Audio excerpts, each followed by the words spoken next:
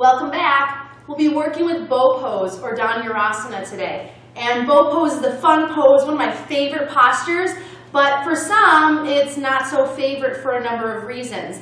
Usually because the spine is a little bit stiffer, but even more so, and something that's often overlooked, is the hip flexors, psoas, and quad are sometimes restricted, and that can inhibit that leg and pelvis being willing to move into an extension-like position. So one thing we first want to think about in bow pose is bending the knees. Can I actually grab the feet? So if Lainey comes down and bends her knees and grabs hold of her feet, okay, that seemed very easy for her, but what if it's not very easy for her? So sometimes students just need me to kind of help give them a little nudge and help bring their feet towards their hands. It's an easy thing as a teacher I can do for them. But if once they grab their feet, it's like they can't even move, I'm a big proponent of trying to get them moving in the right direction, not just trying to achieve the most advanced or elite variation of the pose. I'm a big proponent of a strap. So if Lainey lets go of her legs, you could definitely use the strap in a folded position. We already have a loop in place.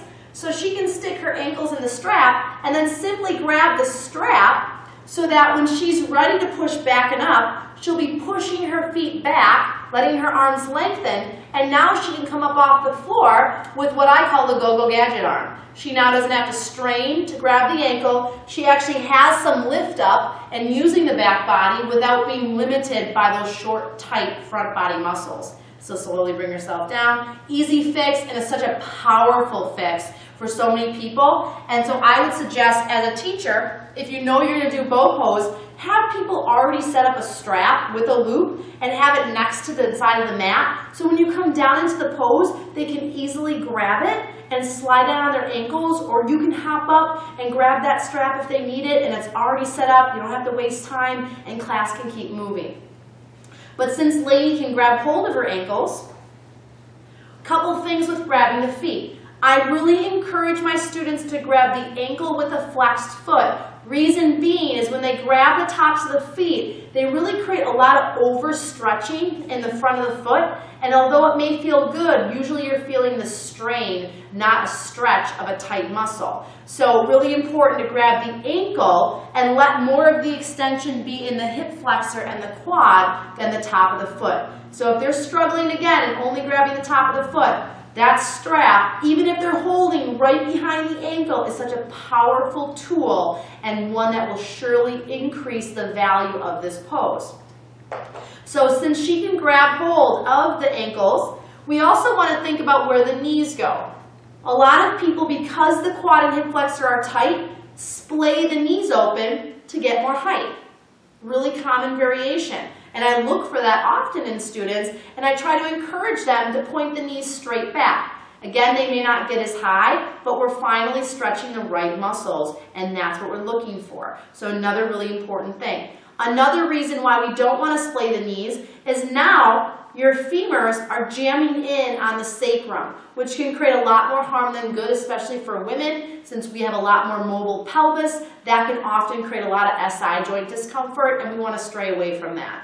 So any time in any back bend or any extension that you have lower back or sacral discomfort, something is not right. That is a red flag. You need to come out and recheck your alignment or have someone help you check your alignment to ensure that you're in that neutral Tadasana, which remember, every pose is Tadasana, and Dhanurasana, where bow pose, is not exempt from that. So Lainey's grabbing hold of her ankles. She's going to start already on the floor simply by rolling her shoulders away from the mat so she has some space in the front of her chest and her back body is ignited.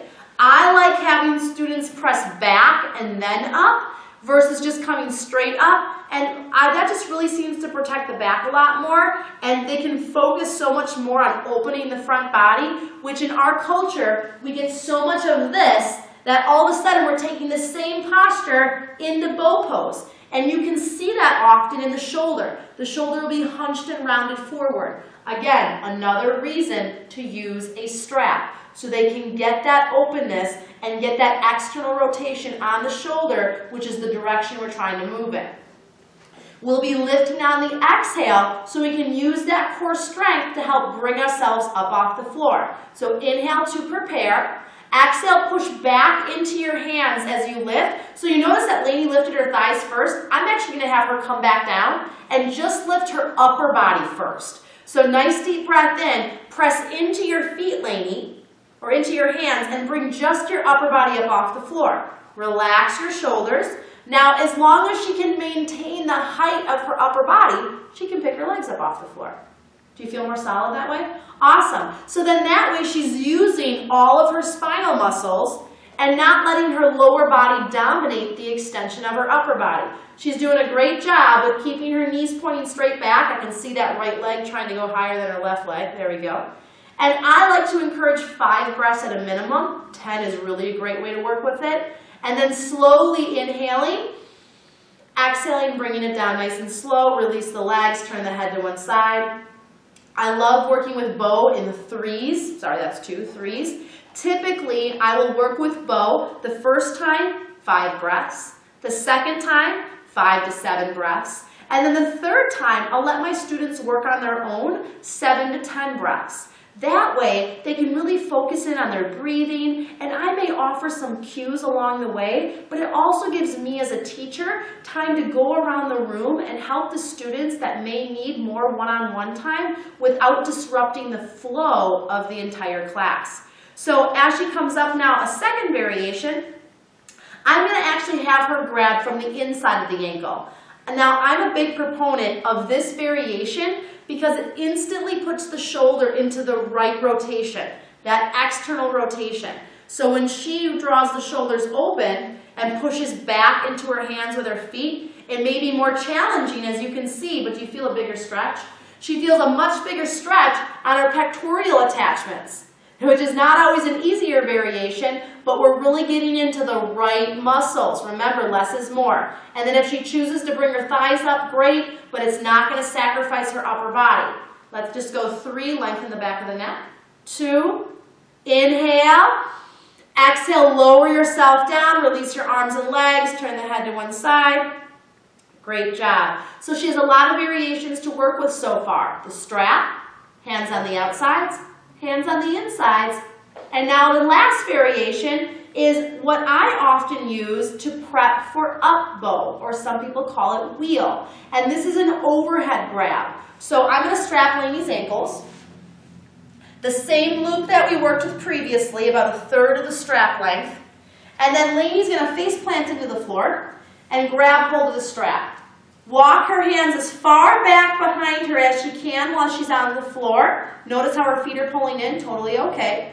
Now this is where my surfboard students, where they're really stiff in the spine, may not feel like they're going very high, but they're getting really deep into the underarm attachments. And we all know that the lower back, the latissimus dorsi, feeds up with spaghetti noodle arms and attaches in at the inside of the humerus, or that upper arm bone.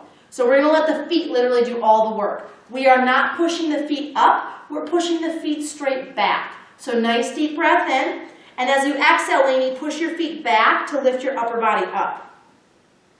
Now as she holds here, I'm going to encourage her, without tickling her, to really fall into the underarm and stretch into the front ribs. Does that feel like a good stretch?